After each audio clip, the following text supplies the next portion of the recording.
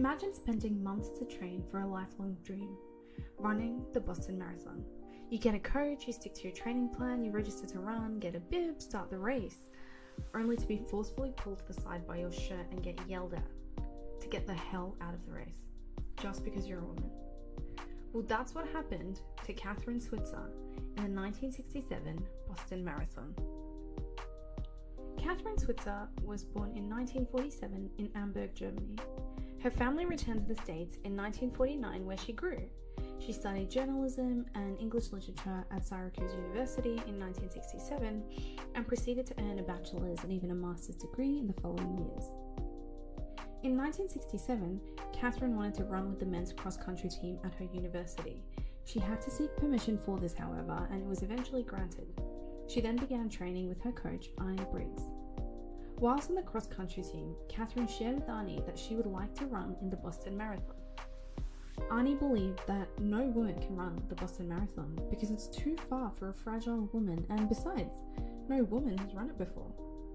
After a lot of back and forth and arguing, Kathrine won him over, and he finally said, "If any woman could do it, you could, but you would have to prove it to me. If you ran the distance in practice, I'd be the first to take you to Boston."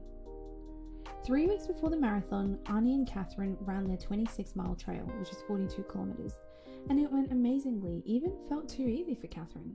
The next day, Arnie went to Kathrine's dorm and insisted that she sign up for the race. They checked the rule book and there was no mention of genders in the marathon, so Kathrine signed her name K.B. Switzer, just in case.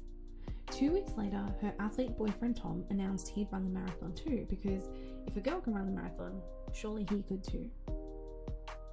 The day before the marathon, Kathrine, Arnie, Tom, and their friend John all hit the road to make the 5-hour drive to Boston. After they settled into their motel and grabbed dinner, Arnie insisted on showing everyone the marathon course, even though it was nearly 10 p.m. It was during this drive that felt like an eternity that Kathrine recalls feeling a sense of doom at how far 42 kilometers really was. After getting back to her room, filled with anxiety, she called her parents. And her dad reminded her that she's trained for the marathon, she's tough, and she'll do great. It was exactly what Kathrine needed to hear. Finally, it was marathon day, and the team go to pick up their bibs. Kathrine wore her 261 bib proudly. The race finally started, and the vibes were great. People were passing by Kathrine and smiling, most of them happy to see a woman at the marathon. Photographers were taking their pictures, excited to see a woman in the race who had actually registered. That's when it happened. All of a sudden, a big man grabbed Kathrine's shoulder and flung her back, yelling, "Get the hell out of my race and give me those numbers." He then proceeded to try and rip her bib off her. Arnie stepped in, demanding the man to leave her alone and assuring him that she's trained in running marathons.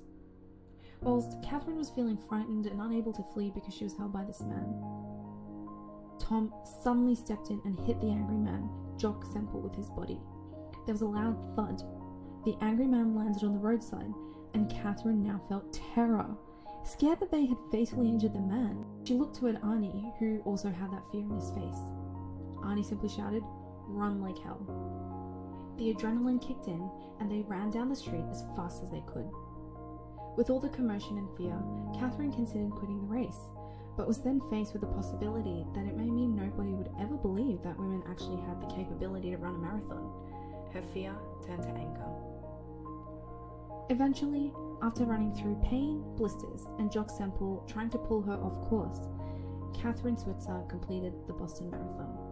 The next day, her and her team's images were in the papers, and even today, she still continues to inspire and encourage women all over the world to be bold and to be fearless in the face of adversity.